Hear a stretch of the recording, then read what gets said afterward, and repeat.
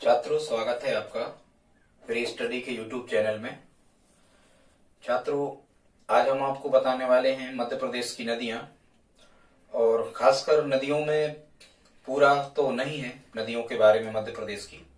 छात्रों, केवल मध्य प्रदेश पर ही आज हम चर्चा करेंगे। भारत की वैसे नदियों का सीक्वेंस कैसे पढ़ना होता है कि पहले मध्य प्रदेश की नदियां, फिर भारत की नदियां, फिर एशिया की नदियां, फिर वर्ल्ड की नदियां। चूंकि भूगोल का चैप्टर है, भूगोल को ऐसा ही पढ़ा जाता है। पर यहाँ आज हमने आपको बताने का प्रयास किया है कि जो खास खास नदियां हैं मध्य प्रदेश की, वो कौन सी नदी कहाँ से निकलती है। अब इस वीडियो में ये नहीं बताया हमने कि इसका समापन या अंत कहाँ होता है। और फिर हमने इसमें बताया है नर्मदा नदी के बारे में। नर्मदा नदी के जलप्रपात, नर्मदा नदी कौन से जिलों से गुजरती है, नर्मदा के उपनाम कहाँ प्रारंभ होकर कहाँ समापन होता है, इस टाइप से नर्मदा नदी पर कौन सी परियोजना या बांध बनाए गए हैं, ये मतलब नर्मदा नदी के बारे में बताया है। और नदियां कहाँ से निकलती हैं ये बताया है, और कुछ नदियों के उपनाम बताए हैं। छात्रों, ये हमारा नदियों पर, मध्य प्रदेश की नदियों पर पहला वीडियो होगा। मध्य प्रदेश की नदियों का समापन होगा जब हम दूसरा वीडियो और ला देंगे। छात्रों, बहुत पढ़ना होता है, नदियों के बारे में पढ़ लेते हैं, फिर उनके जलप्रपात पढ़ना होते हैं, फिर उन पर बांध कौन से बने हैं ये पढ़ना होता है, कहाँ फिर उनके ताप विद्युत ग्रह लगे हैं, कहाँ जल विद्युत ग्रह लगे हैं, बहुत सारी चीजों को पढ़ना होता है। छात्रों, आइए देखते हैं। सबसे पहले हम मध्य प्रदेश की नदियों पर चर्चा कर रहे हैं। सबसे पहले तो यहाँ लिखा है नदियों का मायका कहते हैं छात्रों मध्य प्रदेश को। मध्य प्रदेश को नदियों का मायका इसलिए कहते हैं क्योंकि मध्य प्रदेश में सबसे ज्यादा नदियां निकलती हैं पूरे भारत में। ठीक, और भारत को भी नदियों का मायका कहते हैं वर्ल्ड लेवल पर, क्योंकि छात्रों भारत में सबसे ज्यादा नदियां पाई जाती हैं या सबसे ज्यादा नदियां निकलती हैं विश्व में। छात्रों, मध्य प्रदेश में लगभग छोटी बड़ी 207 नदियां मध्य प्रदेश से निकलती हैं, और मध्य प्रदेश में जो बहने वाली नदियां हैं वो प्रायद्वीपीय हैं। मतलब प्रायद्वीप आप जानते हो, 3 तरफ पानी और एक तरफ स्थल। तो चूंकि भारत एक प्रायद्वीप है तो मध्य प्रदेश की नदियां भी प्रायद्वीपीय हैं। ठीक है, आप समझ रहे होंगे। फिर यहां कुछ परिभाषाएं लिखी हमने नदियों से संबंधित। पहला लिखा है अपवाह तंत्र। अपवाह तंत्र छात्रों क्या कहलाता है? जो वाहिकाएं होती हैं, वाहिकाएं मतलब छोटी नदियां, नाले जिनसे मिलकर कोई नदी बनती है, उनको हम वाहिकाएं कहते हैं छात्रों। तो वाहिकाओं का जो जाल तंत्र होता है, मतलब कोई नदी कहाँ से निकली है, कहाँ उसका समापन हो रहा है, उसमें कितनी नदियां आके मिल जाती हैं, उन पूरी नदियों का जो क्षेत्र होता है, उन नालों का जो क्षेत्र होता है, उस नदी के अंत तक जितनी नदियां उसमें मिलती जाती हैं, उस तंत्र को हम छात्रों, या उस जाल तंत्र को हम अपवाह तंत्र कहते हैं। ये अपवाह तंत्र की परिभाषा हो गई। फिर है यहाँ जल ग्रहण क्षेत्र। जल ग्रहण क्षेत्र क्या कहलाता है छात्रों? कोई नदियां या नाले जहां से जितना पानी बहा कर लाते हैं, मतलब जल ग्रहण, वो जल जितना ग्रहण करते हैं, जितना पानी जहां से बहा कर लाते हैं, जहां से जितना जल ग्रहण करके लाते हैं और अपने आप में समाहित करते हैं, मिलाते हैं, उस क्षेत्र को क्या कहते हैं हम? जल ग्रहण क्षेत्र। फिर है अपवाह द्रोणी। छात्रों, अपवाह द्रोणी क्या कहलाती है? जो नदी जिस क्षेत्र में बह रही है वह क्षेत्र और उसकी जितनी भी सहायक नदियां हैं उनके कुल क्षेत्र को मिलाकर के क्या कहते हैं? अपवाह द्रोणी कहलाता है। छात्रों, एक परिभाषा हमने आपको बताने का प्रयास किया है, द्रोणी। खासकर जो द्रोणी शब्द होता है, ये बड़ी नदियों के जल ग्रहण क्षेत्र को, जहां से बड़ी नदियां पानी इकट्ठा करती हैं, उस पूरे क्षेत्र, उस पूरे भाग को हम कहते हैं द्रोणी। द्रोणी शब्द का उपयोग बड़ी नदियों के लिए किया जाता है। फिर यहां लिखा है छात्रों जल संभर क्षेत्र। ऐसे क्षेत्रों को हम जल संभर क्षेत्र कहते हैं जिसमें छोटी बड़ी नदियां या ऐसी छोटी बड़ी नदियां शामिल होती हैं जहां साल भर पानी भरा रहता है। ऐसे स्थानों को हम क्या कहते हैं? जल संभर क्षेत्र। या फिर छोटी नदियों, नालों का जो अपवाह क्षेत्र है उसको भी हम जल संभर क्षेत्र कह सकते हैं। फिर अगली परिभाषा लिखिए छात्रों जल विभाजक। जल विभाजक का मतलब होता है एक अपवाह द्रोणी को दूसरी अपवाह द्रोणी, मतलब एक अपवाह द्रोणी और दूसरी अपवाह द्रोणी को पृथक करने वाला जो हिस्सा होता है या जो क्षेत्र होता है उसे हम जल विभाजक क्षेत्र कहते हैं। यहाँ छात्रों हमने एक ट्रिक लिख रखी है, मध्य प्रदेश की नदियों का घटता क्रम, मतलब बड़े से छोटे क्रम में। और ये जो क्रम हमने लिख रखा है मध्य प्रदेश का, ये विश्व की नदियों जैसा नहीं होता कि लंबाई की दृष्टि से नील और जल की दृष्टि से अमेजन, ऐसा नहीं होता। अपने यहाँ मध्य प्रदेश में क्या है छात्रों कि नर्मदा नदी जो है वो सबसे अधिक लंबी नदी है मध्य प्रदेश की, और भारत की 5वीं सबसे लंबी नदी है या बड़ी नदी है, और पानी की दृष्टि से भी मध्य प्रदेश की नर्मदा नदी ही सबसे बड़ी नदी मानी जाती है।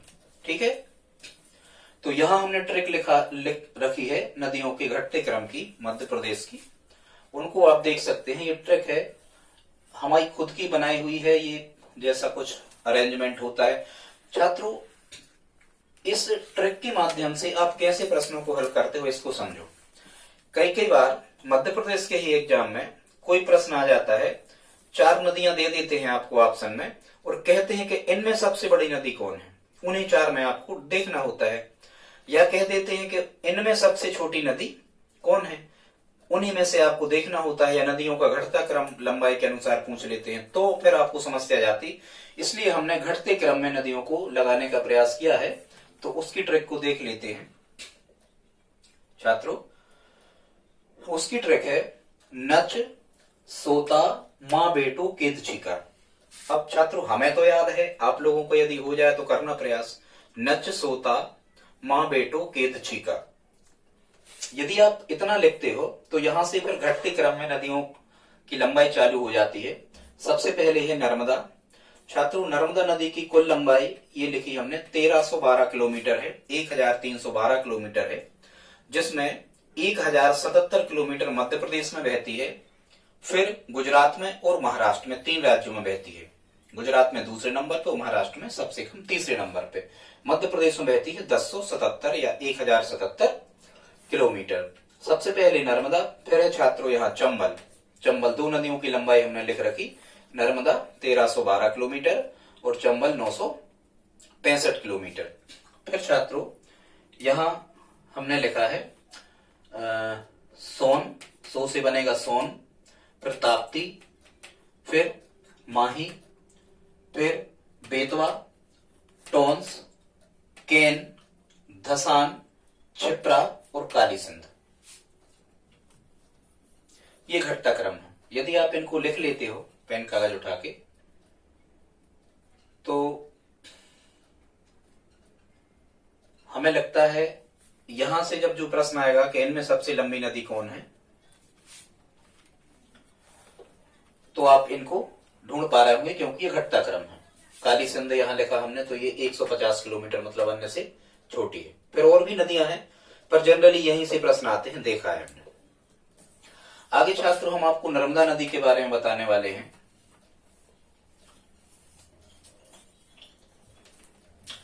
तो नर्मदा के बारे में सबसे पहले तो नर्मदा मध्य प्रदेश की सबसे लंबी नदी है, बता चुके। फिर यहाँ लिखा है, हमने ट्रिक लिख रखी है, नर्मदा मेरे सोना व शंख है। शंख तो होते ही हैं, उनमें शंख पाए जाते हैं किसी भी नदी के जल में, पता होना चाहिए आपको। हमने यहाँ लिख रखा है नर्मदा मेरी सोना है। छात्रों ये नर्मदा के उपनाम है, पूछे जाते हैं।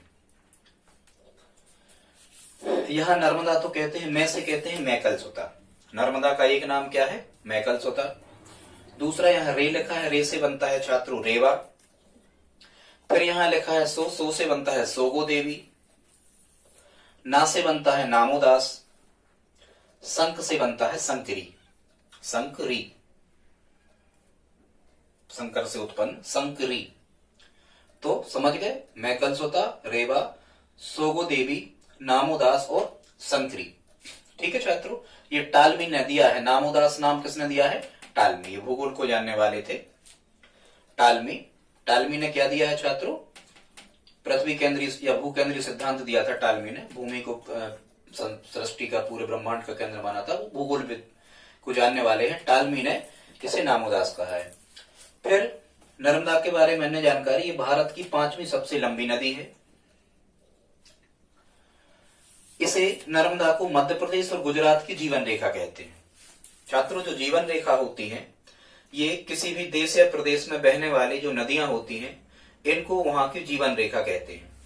तो अपने अपने यहाँ मध्य प्रदेश की जो जीवन रेखा है वो नर्मदा है, क्योंकि नर्मदा के किनारे किनारे तटों पर बहुत से लोगों को रोजगार भी मिलता है और नहर परियोजनाएं वगैरह यहाँ से निकाल के हम कृषि कार्य या औद्योगिक दृष्टि से विकास कर सकते हैं, इसलिए उन्हें जीवन रेखा कहा जाता है। तो नर्मदा गुजरात और मध्य प्रदेश की जीवन रेखा है। एक बात आप ध्यान रखेंगे। इसके बाद में यहां हमने ये 3 राज्यों से होकर नर्मदा बहती है, मध्य प्रदेश सबसे ज्यादा, महाराष्ट्र और फिर गुजरात, सबसे कम महाराष्ट्र से और फिर गुजरात से। छात्रों, मध्य प्रदेश में जो इसका हिस्सा बहता है, ये यदि परसेंट में कभी पूछा गया है, हमने वहीं से ये लिखा है 89.9%। मध्य प्रदेश में जो 1077 किलोमीटर लंबाई बनती है, यदि हम इसको परसेंटेज में चेंज करते हैं, बदलते हैं, तो 89.9% नर्मदा मध्य प्रदेश में बहती है। इसके बाद में छात्रों यहां लिखा है गुजरात की जीवन रेखा, ये बता चुके। सर्वाधिक 41 सहायक नदियां, मध्य प्रदेश की जितनी भी नदियां हैं उनमें छात्रों सबसे ज्यादा जो सहायक नदियां हैं वो 41 की संख्या इनकी मानी गई है, छोटी बड़ी। ये नर्मदा की सहायक नदियां हैं 41, समझ रहे होंगे आप। और ये जो नदियां हैं, कभी कभी प्रश्न आता है कि मध्य प्रदेश की ऐसी कौन सी नदी है जिसकी सहायक नदियां रसोई घर में उपयोग आने वाले पात्र के नाम पर है। तो छात्रों, नर्मदा नदी की जो सहायक नदियां हैं ये रसोई घर में उपयोग आने वाले पात्र के नामों पर हैं। अब वो कैसे पात्र हैं यहां हमने लिखे हैं। रसोई घर में क्या क्या उपयोग आता है देखो, तवा, दूधी, करैया, झरिया, केन, शक्कर, ऐसे नाम ये रसोई घर में आते हैं। ठीक है, फिर आगे है बरनी, सो बारना लिखा है। ठीक है, शेर, हथनी, कूंदी और बर्नर मुख्य है, ये जो पूछे जाते हैं। ठीक है, बर्नर भी बर्नर गैस का होता ही है, बर्नर। ठीक है, कूंदी को बूंदी कह दे। ठीक है, यहां से बस ये शेर और हथनी बारे से कुछ याद हमें रखना है, तो रसोई घर में इनकी फोटो लगा लो, तो ये भी हो गए। ऐसे आप याद रख सकते हो। ये सहायक नदियां कहाँ की हो गई, खास खास ये नर्मदा की हो गई। ठीक है छात्रों, इसके बाद में हम चलते हैं। तो जो नर्मदा नदी है ये निकलती कहां से है, विंध्याचल जो पर्वतमाला है, इसमें अमरकंटक नामक स्थान पर एक नर्मदा कुंड है। अमरकंटक जो है, वर्तमान में जो अमरकंटक है ये अनूपपुर जिले में लगता है। अनूपपुर जिले के अमरकंटक की पुष्पराजगढ़ तहसील, कहां से, अनूपपुर जिले की पुष्पराजगढ़ तहसील के अमरकंटक नामक स्थान से निकलती है। और उस स्थान पर एक नर्मदा कुंड है जिसकी सतह से ऊंचाई है 1057 मीटर। ये सबसे ऊंचा स्थान ही है विंध्याचल पर्वतमाला का। यहां से नर्मदा जी निकलती हैं और 3 राज्यों से बहती हुई अंत में भड़ौच जिला गुजरात, छात्रों गुजरात के भड़ौच जिला में खंबात की खाड़ी या इसको अरब सागर भी कहते हैं, खंबात की खाड़ी में इनका समापन हो जाता है। ये पश्चिम की तरफ बहती हैं और एस्चुरी बनाती हैं, डेल्टा नहीं बनाती।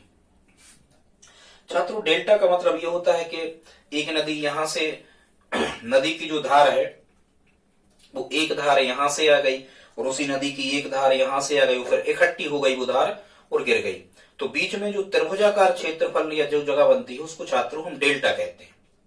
ये बहुत उपजाऊ जमीन होती है डेल्टा, मतलब नदी की जितनी भी धाराएं होती हैं वो अंत में जब समुद्र में मिलने लगती हैं तो वो इकट्ठी होकर मिलती हैं, उसे हम डेल्टा कहते हैं।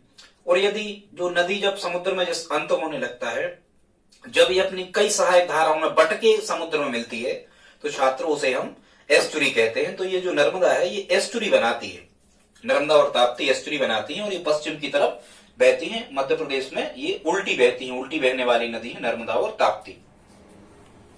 फिर यहां से लगभग 1 किलोमीटर दूर पर ही जब ये यहाँ पुष्पराजगढ़ तहसील अनूपपुर जिला अमरकंटक से निकलती है, तो पहला जलप्रपात, ही कभी एग्जाम में पूछा गया है, पहला जलप्रपात जो बनता है वो कपिलधारा और दूसरा बनता है दुग्धधारा। ठीक है, सहायक नदियां हमने आपको बता दी थी। कभी कभी प्रश्न आता है कि कौन सी नदी है जो भारत को उत्तरी भारत और दक्षिणी भारत में बांटती है, तो छात्रों यही नदी है नर्मदा नदी, जो भारत को उत्तरी भारत और दक्षिणी भारत में बांट देती है। ठीक है छात्रों, इसके बाद हमने आपको बताने का प्रयास किया है यहाँ पर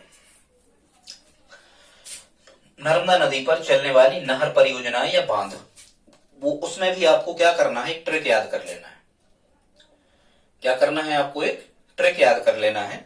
इससे आपको नर्मदा नदी पर जो नहर परियोजनाएं चलाई जा रही हैं या जो बांध, चूंकि बांध ही बंधते हैं पहले फिर नहर परियोजनाएं चलती हैं, ठीक, एक ही बात है, समझा करें। अब उसकी ट्रिक आपको याद रखना है। यह हमने लिखी है, महेश सर अब नरम मदिरा ओमकार को देंगे। एक लाइन छात्रों याद कर लो, महेश सर अब नरम मदिरा ओमकार को देंगे। ठीक है, कुछ भी ऐसा यदि आप याद कर लेते हो तो यहां से नर्मदा नदी पर, यहां देखो एक तो शब्द यहां क्या लिखा है, नरम। छात्रों नरम से समझना नर्मदा, नरम से क्या समझना, नर्मदा। महेश्वर परियोजना, एक। सरदार सरोवर परियोजना, दो। अवंतीबाई परियोजना, तीन। इंदिरा सागर परियोजना, चार। और ओमकारेश्वर परियोजना, 5। ठीक है छात्रों, यहां दिरा से इंदिरा शब्द ऐसा आप मान सकते हो, याद कर सकते हो। तो ये परियोजनाएं कहां चल रही हैं छात्रों, ये नर्मदा नदी की परियोजना है, यहां नरम से नर्मदा। एक चीज आपको याद हो गई, कभी ये परियोजनाएं आ जाए तो समझना ये नर्मदा नदी पर चलाई जा रही है, ट्रिक याद कर लेना, ठीक है।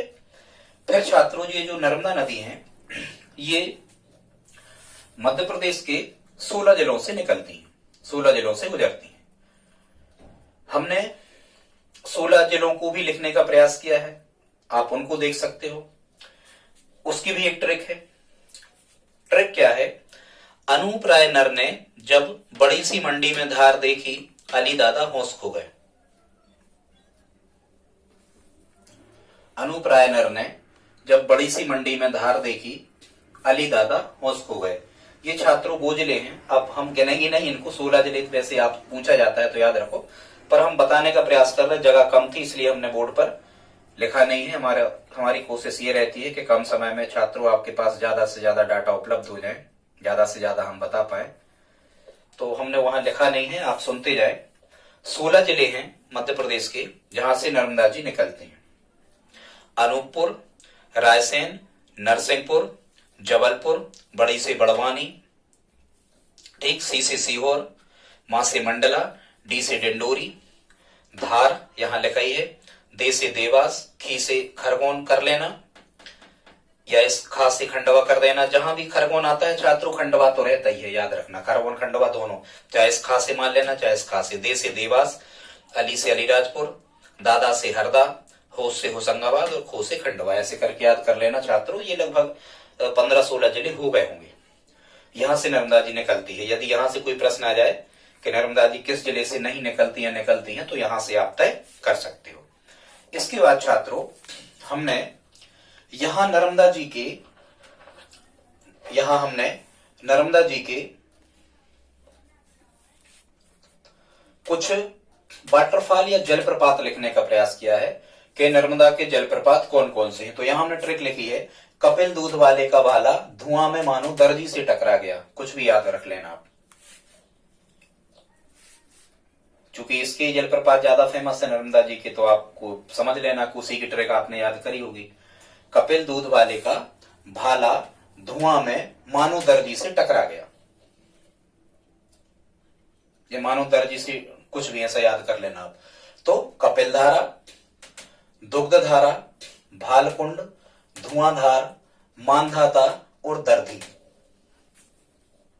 कितने ये जलप्रपात हैं, ये छात्रों कहां के हैं, ये नर्मदा जी के। ठीक, अब हम देखते हैं यहां जो हमने लिख रखा है ये मध्य प्रदेश की नदियों के उपनाम लिख रखे हैं। उपनाम पूछे जाते हैं, तो नर्मदा जी के उपनाम तो हम आपको बता चुके, बाकी हम देखते हैं। मध्य प्रदेश को नदियों का मायका कहते हैं, आपको पता है ये सबसे ज्यादा नदियां मध्य प्रदेश से निकलने के कारण।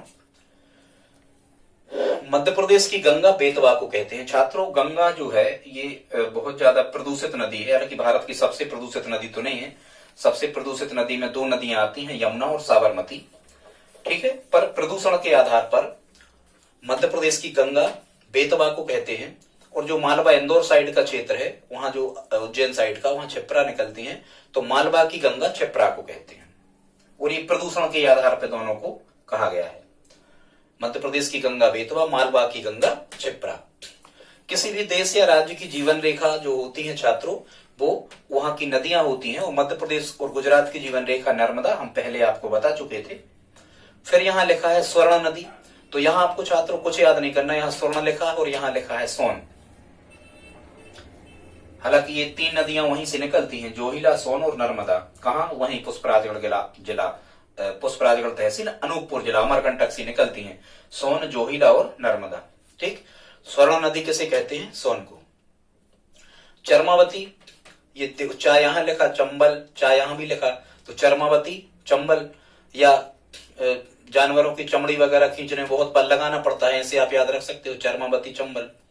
डाकुओं की आश्रय स्थली, क्योंकि ये सबसे ज्यादा बीहड़ बनाती है, चंबल नदी, सबसे ज्यादा मृदा का कटाव, मृदा अपरदन भी यही करती है चंबल नदी। तो डाकुओं की आश्रय स्थली, बीहड़ ज्यादा बनाने के कारण चंबल को कहते हैं। ठीक है, यही भिंड मुरैना साइड डाकू ज्यादा पाए जाते हैं। फिर यहां लिखा है छात्रों सुभागधी। सुभागधी किस नदी को कहा गया है शास्त्रों में? सोन। ठीक है, कैसे याद रख सकते हो? तो भाई जो सौभाग्य कांक्षणी बनने जाती हैं वो सोना वगैरह पहनती है महिलाएं, ऐसे याद रख सकते हो, सुभागधी, सोन। सूर्य भगवान की पुत्री ताप्ती, भाई ताप्ती, ताप इसमें है, यहां से ये तो याद ही नहीं करना आपको। यदि ताप है मतलब वो गर्म है, और गर्म है मतलब वो सूर्य से रिलेटिव है। सूर्य भगवान की पुत्री किसे कहते? ताप्ती को। ठीक है छात्रों। फिर दृणावती और शक्तिमती, कैन। वैसे आपको पता ही होगा, कैन एक WWF क्या चलता है, उसका रेसलर है, पहलवान है, सुना हमने नाम। तो आपको पता ही होगा कि वो शक्तिमान तो हो गई, तो शक्तिमती तो याद रख सकते हो कैन को। ठीक है। और द्रोणावती भी किसे कहते हैं? कैन को। ठीक ठीक है, कैन में 2 लीटर पानी वगैरह ऐसे याद रख लेना, बन सकता है ये 2 लीटर की कैन हो सकती, तो द्रोणावती कैन को कहते हैं। छात्रों तमसा नदी कहते हैं टॉन्स को। तमसा, तमसा नदी किसे कहते हैं? टॉन्स। ये पार्वती तो पारा, ये तो आपको याद ही हो जाएगा, पार्वती को पारा। यहां फिर देखो, यहां लिखा है, एक शब्द पकड़ लेना, यहां बैन। बैन मतलब बहन, बैन। तो बैन के कितने नाम हैं? बैन, दीदी, भैया। भैया को भैया कह देना, भैया, दीदी, बहन, ये इन्हीं का संबंध होगा। बेबा, किसी की बहन है उसका बेबा नाम है। तो बेबा, भैया, दीदी और बैन गंगा को कहते हैं छात्रों। ठीक है। कभी कभी प्रश्न आता है नर्मदा की जुड़वा नदी, तो ताप्ती। जुड़वा मतलब एक साथ बहती हैं और एक साथ जाके वहां दोनों अरब सागर में गिरती हैं, पश्चिम की ओर बहने के कारण। ठीक है, इस कारण नर्मदा की जुड़वा नदी किसे कहा जाता है? ताप्ती को। और ये डेल्टा नहीं बनाती, इसीलिए भी कहा जाता है, ये एस्चुरी बनाती है ज्वार नदी। ठीक है। फिर छात्रों बेतवा का नाम है बेत्रवती, तो ये तो याद ही नहीं रखना, यहां लिखा ही है, बे यहां लिखा, बे यहां लिखा, बेतवा का बेत्रवती। फिर छात्रों यहां भंडारा के यहां सिवनी, यहां छिंदवाड़ा साइड बरधा और बैनगंगा का जो संगम है, बरधा और बैनगंगा के संगम को प्राणहिता कहते हैं। यहां याद रखना, बरधा और बैनगंगा, बैन प्राण, ये तो आपको याद हो ही सकता है, बैन सबके प्राण होते हैं, उसके लिए बर ढूंढते हैं, तो बरधा और बैनगंगा के संगम को क्या कहते हैं छात्रों? प्राणहिता कहते हैं। ठीक है।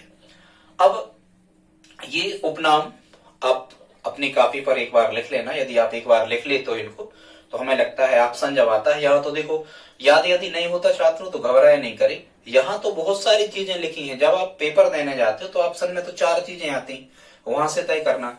यदि आपने कभी उस विषय के संदर्भ में यदि आपने छात्रों कभी मेहनत की होगी, तो हमें लगता है फिर परीक्षा के टाइम पे वो चीजें ध्यान में आ जाती हैं, ऐसा हमारा अनुभव है। आगे देखते हैं, यहां से प्रश्न आते हैं। फिर यहां हमने लिख रखा है नदियां और उनके उद्गम स्थल, मतलब नदियां जो हैं वो कहां से निकलती हैं, यहां से भी कभी कभी प्रश्न बनते हैं, तो ये भी हमने यही समाहित करने का प्रयास किया है।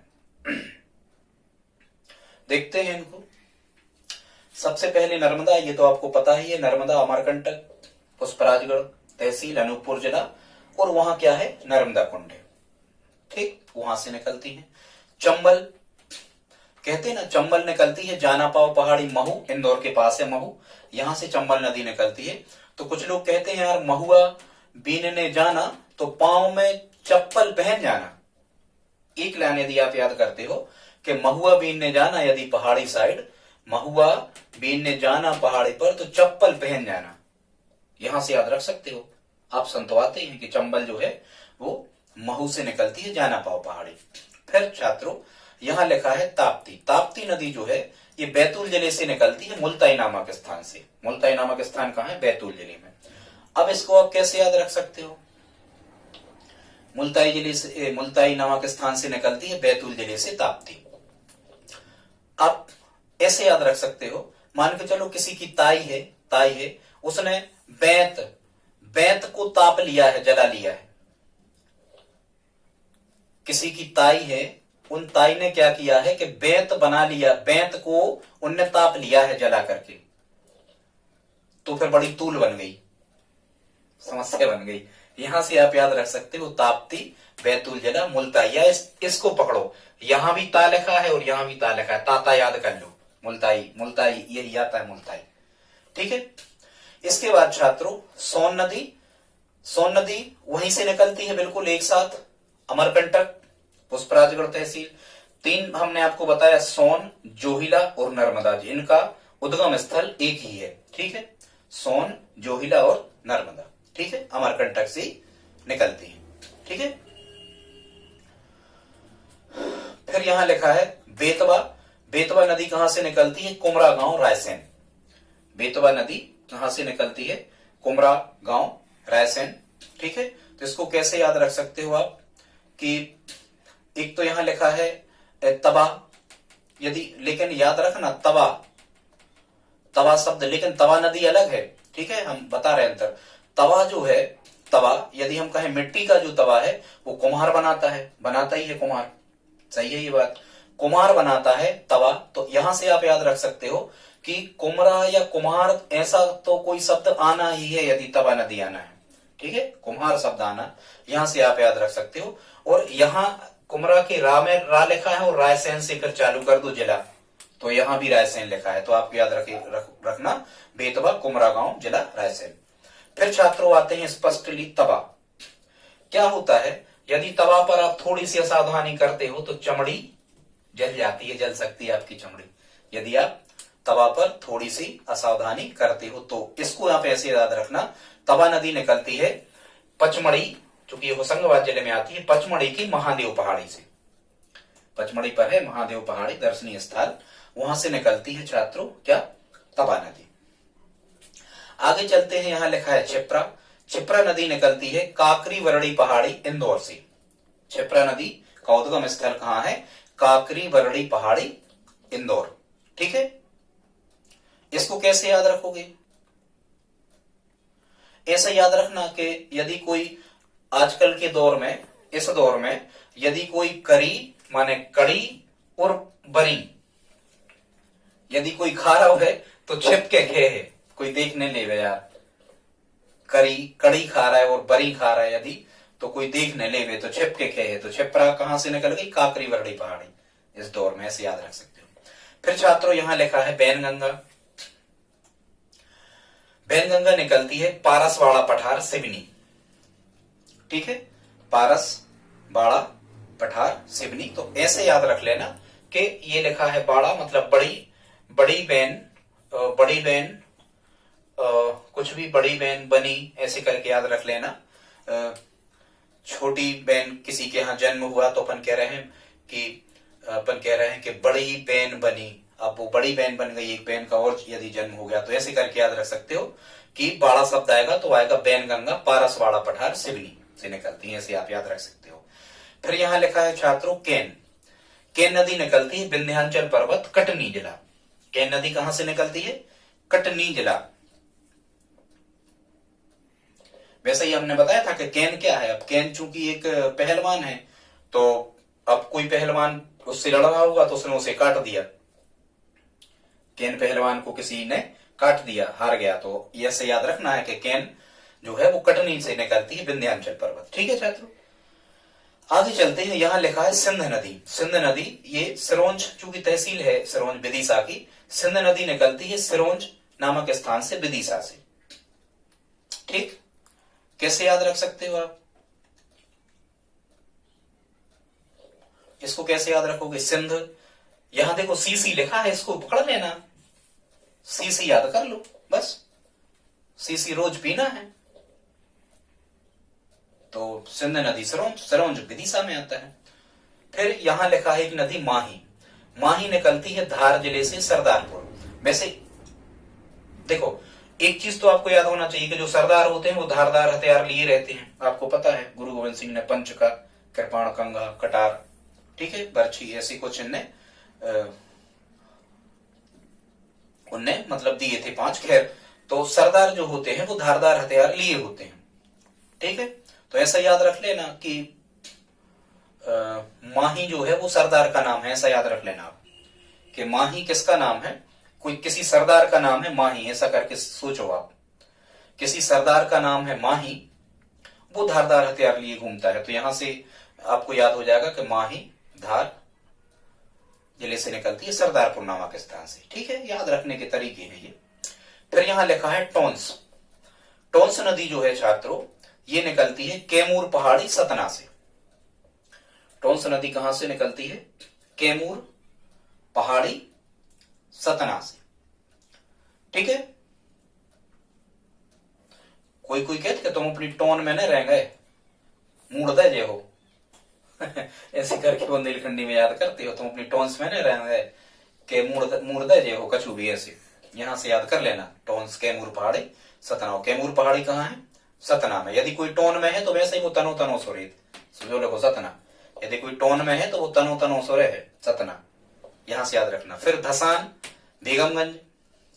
ठीक है, कोई बेगम है, अब चूंकि ये बेगम है तो ये शान से रहेंगी। बेगमगंज रायसेन जिला, धसान बेगम है तो शान से रहेंगी, तो धसान बेगमगंज। ठीक, फिर यहां लिखा है कुनु। कुनु ये गुना, गुना जिले से निकलती है, पटई नामक स्थान से, शिवपुरी पठार। कुनु जो है शिवपुरी पठार से कुनु नदी निकलती है, गुना पटई। ठीक है, कैसे याद रखोगे? कैसे याद रखोगे इसको? कुनु। ठीक है, कोने, कोने पटक दई, ऐसे करके याद रख लियो, कुनु पटई। ठीक है, कोनु, कोने पटक दई, कई गुना चोट लग गई, इस टाइप से। फिर आगे आते हैं काली सिंध। ये बागली गांव, देवास। काली सिंध वैसे ऐसे याद रख सकते हो कि चूंकि बगला, बगला कैसे होते? बगला सफेद होते, लेकिन आपको कहीं काले बगला दिख गए तो आप बड़े आश्चर्य में हो गए। काय में हो गए? आश्चर्य में हो गए। और वैसे ही बगला आपके लाने जो कालो देखो वो मरो भाव देखो, तो फिर इतने काले को है बास, बसा ही रहो, वो ऐसे करके याद रख सकते हो, देवास। तो ठीक है, काली सिंध बागली गांव देवास से निकलती है। शक्कर, जब हम बाजार शक्कर लेने जाते हैं तो हम बड़े बड़े दाने की शक्कर खरीदते हैं, अमरवाड़ा, छिंदवाड़ा, बड़े दाने की शक्कर खरीदना है छात्रों। क्या करना है आपको? बड़े दाने की शक्कर खरीदना है। तो शक्कर नदी कहां से निकलती है? अमरवाड़ा से निकलती है, छिंदवाड़ा जिला से। ठीक है, अमरवाड़ा जिला, छिंदवाड़ा। फिर छात्रों यहां लिखा है वर्धा नदी। तो ये वर्धा आपको याद ही हो जाएगा, वर्धन शिखर बैतूल में है। वर्धन शिखर कहां है छात्रों? बैतूल में है। तो यहां से आपको याद हो जाएगा कि वर्धा नदी वर्धन शिखर से निकलती है, और कहां से निकलती है? बैतूल से निकलती है। ठीक है, वर्धा शिक्षा सम्मेलन याद रखना। वर्धा शिक्षा सम्मेलन गांधी जी ने अध्यक्षता की थी, बड़ा तूल बना था अंग्रेजों से, क्योंकि गांधी जी कह रहे थे कि हमें करके सीखना, क्राफ्ट एजुकेशन, और हमारे संस्कृत और हिंदी को महत्व दो, और अंग्रेज कहते थे कि इंग्लिश को महत्व देना है। तो वर्धा शिक्षा योजना जो हम पढ़ते हैं गांधी जी की, एकमात्र शिक्षा सम्मेलन था जिसमें गांधी जी ने हिस्सा लिया था। तो वर्धा शिक्षा सम्मेलन में बड़ी तूल बनी थी। तो याद रखना, वर्धा बैतूल में बनती है, वर्धन शिखर भी बैतूल में ही है। ठीक है, फिर यहां एक लिखा है पार्वती नदी। छात्रों पार्वती नदी ये सिद्दीकगंज, सीहोर, पार्वती नदी सिद्दीकगंज, सीहोर से निकलती है। इसको कैसे याद रखोगे?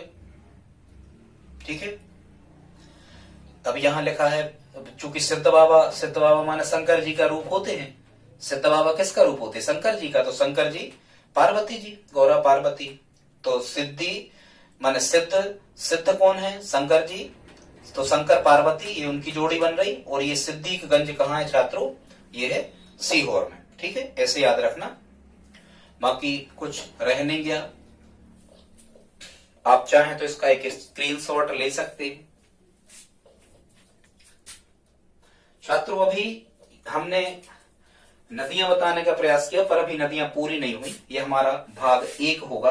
अगला जो भाग 2 हम लेकर आएंगे उसमें मध्य प्रदेश की पूरी नदियों के बारे में, कि कौन मालवा की नदियां हैं, कौन नदी कहां से निकलती है, ये तो हमने यहां बता दिया। किस नदी का समापन कहां होता है, मध्य प्रदेश के कौन से शहर किस नदी के किनारे बसे हुए हैं, कौन फिर नदियों के जलप्रपात, नहर परियोजनाएं।